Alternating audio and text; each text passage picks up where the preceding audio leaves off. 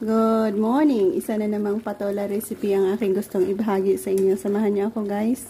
Gagawa tayo ng simpleng pamamaraan ng pagluluto ng gulay na ito. Mantika, cooking oil.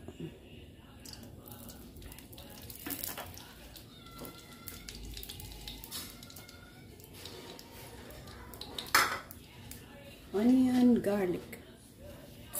Gisa.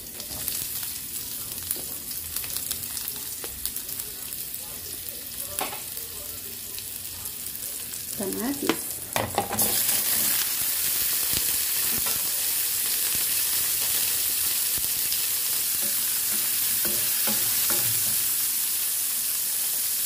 Sardinas.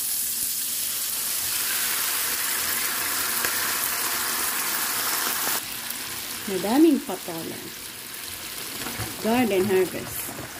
Yan, isa sa mga itinanim natin sa ating garden na pwede ninyo mapanood ang ating mga garden tips and ideas sa CLC Discoveries.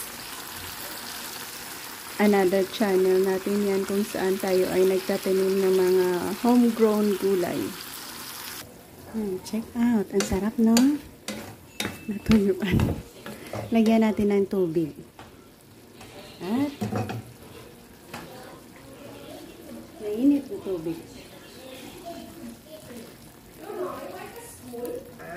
Lagyan natin ng mixer.